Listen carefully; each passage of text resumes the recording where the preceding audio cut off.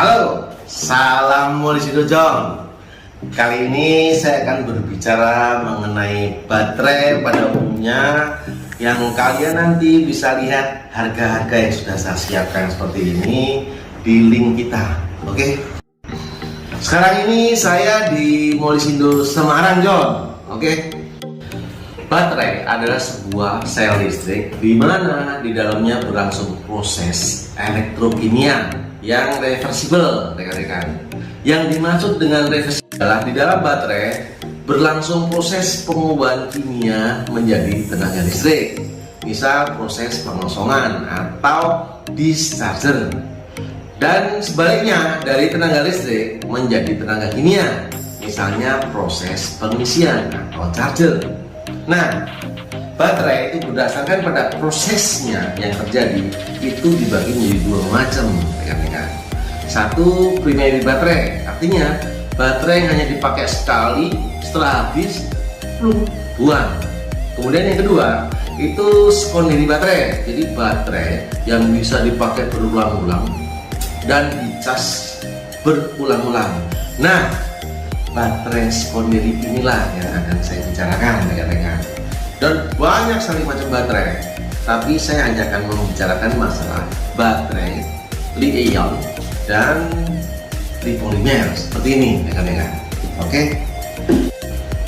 Jadi prinsipnya kerja li-ion itu cuma ion litium bergerak dari elektroda negatif cerat ke elektroda positif, rekan-rekan. Nah, itu namanya proses pelepasan atau pengosongan, yang disebut juga discharger.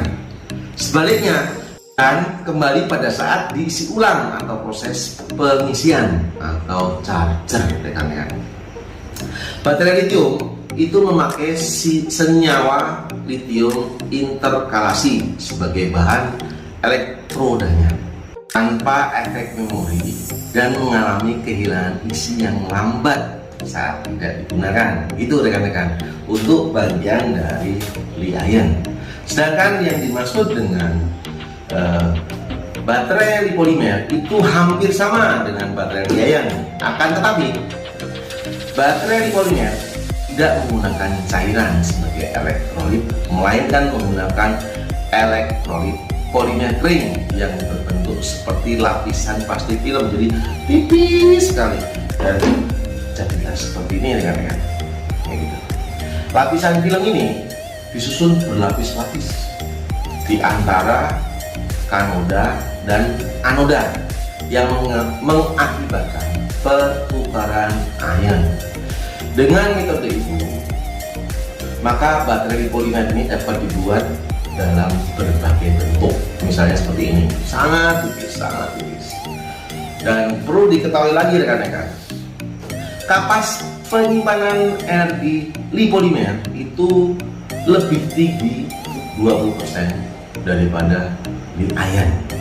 Itu kelebihan dari li-polimer. Oke? Sedangkan kelebihan dari baterai li-polimer ini dibanding dengan baterai li-ion, itu baterai li-polimer ini lebih fleksibel, rekan-rekan, dan mudah dibentuk karena berbentuk gel, dan pabrikan pun tidak dibatasi oleh bentuk sel yang standar, gitu. Sebaliknya, li-ion itu dibatasi oleh bentuk, misalnya seperti ini, rekan-rekan.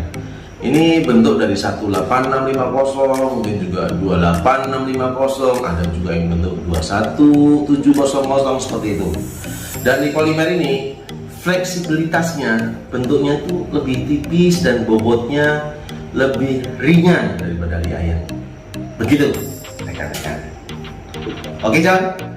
Tapi jika disimpan dalam jangka panjang, li-polimer itu mengalami kehilangan kemampuan penyimpanan data lebih sedikit dibanding li-ion, gitu, rekan-rekan. Jadi kalau kalian nyimpen ini 1 tahun, terus nyimpen li-ion ini 1 tahun, itu dia turunnya tegangan ini lebih kecil daripada li-ion.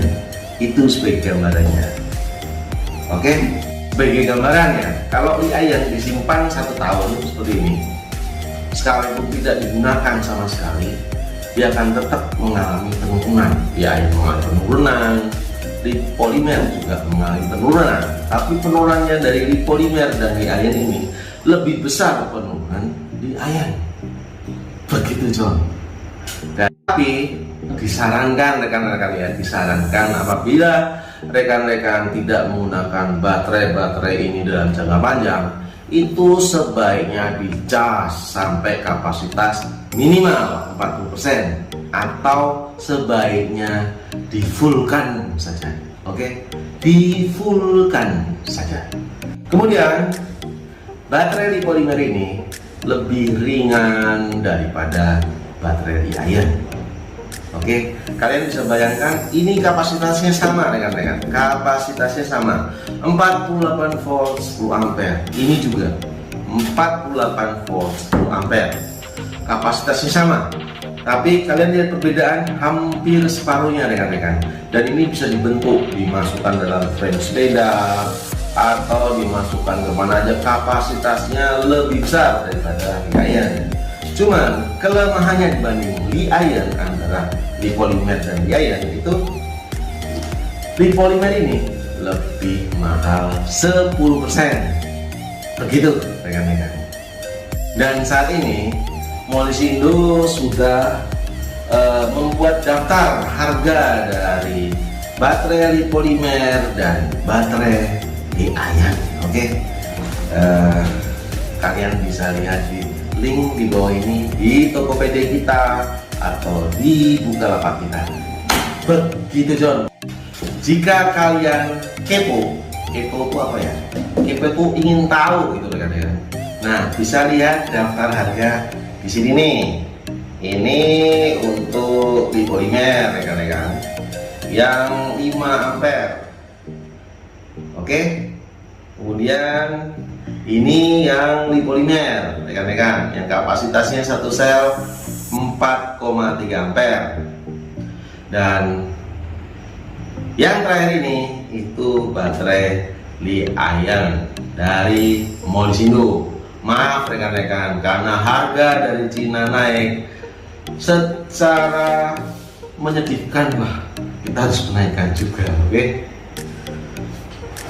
Oke, sementara itu John dari Molisindo.